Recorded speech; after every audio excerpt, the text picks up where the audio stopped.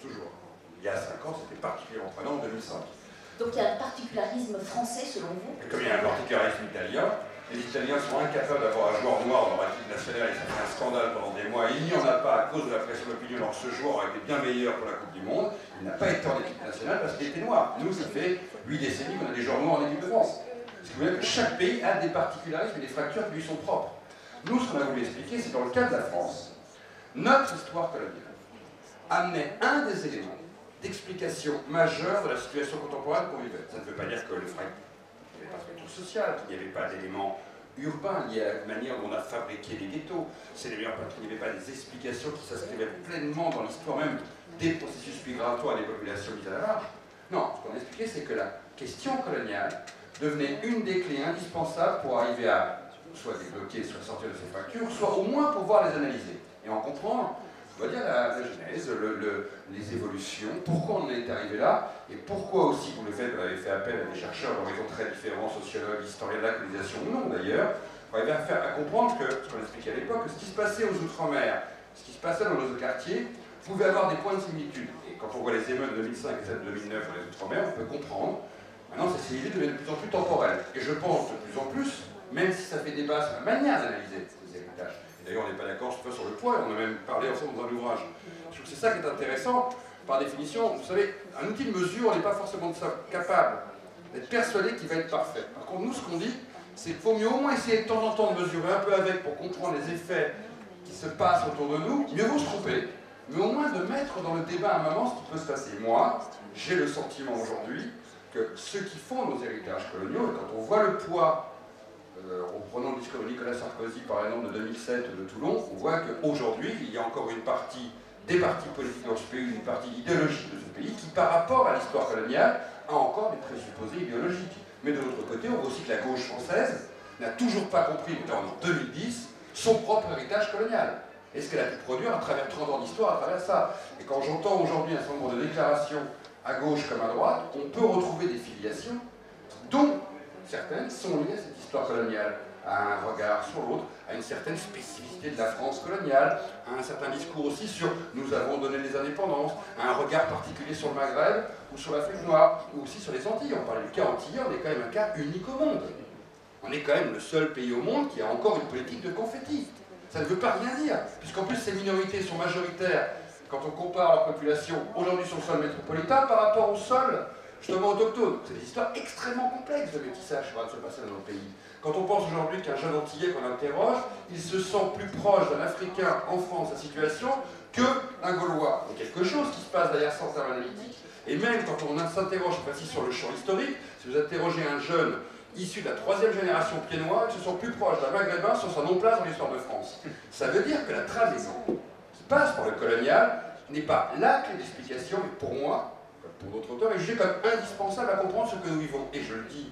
Et alors là, en revoyant encore plus, on est passé de la fracture à la rupture, et je pense, dans le dernier ouvrage qu'on a pu sortir, on va vers une génération où ces questions vont être extrêmement fortes, parce que dans tout le discours, on commence à entendre sur une forme de déclin. Je fais référence notamment à l'ouvrage de Zemmour, par exemple, qui est fascinant à lire pour arriver à comprendre ce que peut être une bouillie de pensée politique digérée sur 3 siècles qui arrive en explosion sur le mur de toutes ces histoires. Regarde 2010, comme si c'était pris un mur, Eric là-dessus avec Zemmour, et là, il nous sort une bouillie, mais cette bouillie, elle est fascinante, parce qu'on voit tout ce qui se mélange dedans.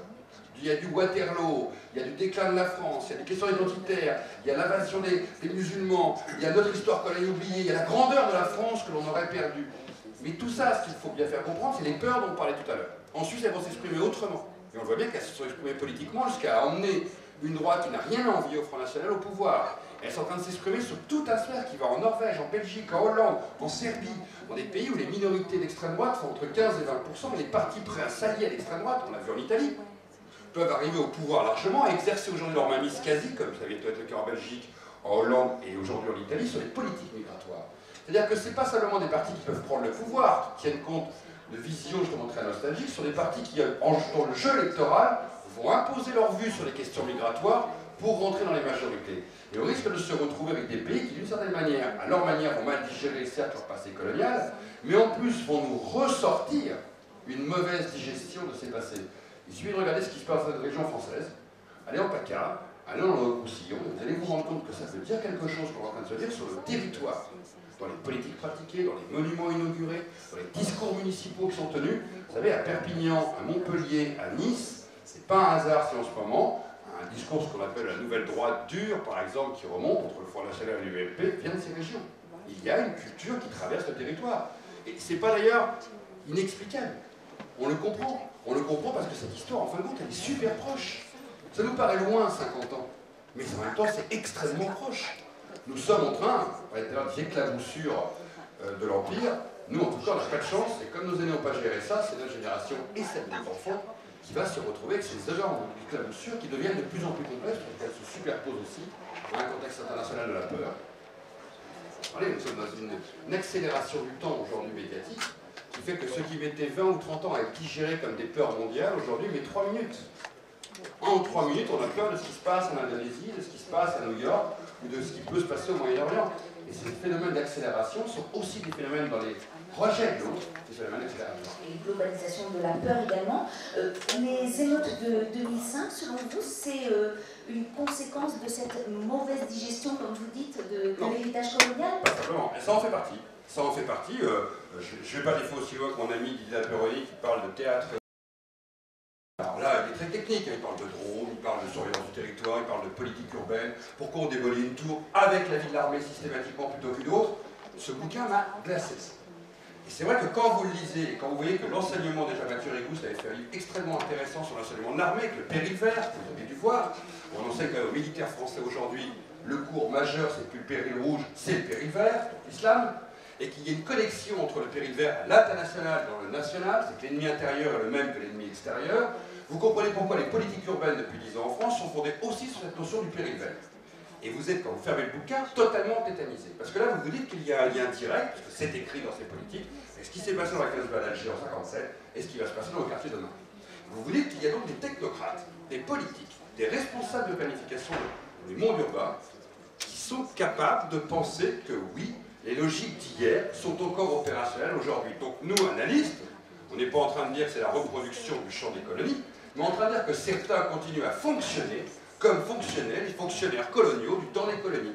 C'est pas nous qui pensons que le temps des colonies perdure, c'est eux dans leur pratique, dans leur analyse de la situation, et donc dans leur comportement, je veux dire technocratique au quotidien, qui continuent à fonctionner comme si le monde n'avait pas changé. Parce que pour eux, il n'a pas changé. Je dis, relisez les cours sur l'armée, ils sont quand même décidés, c'est quand même impressionnant. Et là, on se dit que nous, on doit essayer des fois de décrypter ce qui fait aussi des ressorts très complexes de situation. Non, tout n'est pas dans le colonial en 2005, beaucoup y est aussi dans la politique sociale, dans la crise sociale, dans la notion dont ces ghettos urbains ont été construits, ce n'est pas seulement valable en France, ce qui fait peut-être la déconnexion particulière dans le cas français, parce que c'est quand même des émeutes côté très différentes des émeutes anglaises ou américaines, c'est que d'une certaine manière, nous allons vers un processus où le phénomène des émeutes s'accentue. Il a quand même 30 ans, c'est pas du neuf, les émeutes ont commencé dans les années 80. 82. Donc c'est pas neuf les émeutes. Ce qui devient nouveau en France, c'est cette généralisation à un moment par explosion. Elle ne veut plus dire la même chose que dans les années 80. Elle veut dire qu'une partie de la société aussi qui ne devrait pas y avoir de débat, ils sont français par la naissance, ils sont français par le statut et par la loi, pour autant, ils ne se sentent pas français dans le pays où ils sont nés. C'est ça que révèlent aussi ces émeutes. Et ça, c'est aussi une particularité française. Est-ce que dans d'autres pays européens, est-ce qu'en Italie, il y a des jeunes aujourd'hui issus de l'immigration qui ne se sentent pas italiens? Actually, since the immigration started not too long ago, Depuis que we had the first generation and we're now having the second generation, and in some cases the third one. But it's really unusual. So mostly of the immigrants I work with usually are too young to still realize if they're Italian citizens or not, and their parents, which belong to the first generation, they're still partly attached to their own country, so they, even if they have been in Italy for more than 10 years, usually it's quite hard to get the Italian citizenship. So the children, they're still too young, I think, to realize what problems they will face in 5 or 10 years, but when they will be like 18 or when they will start actually to go and vote for a party. Alors on parlait du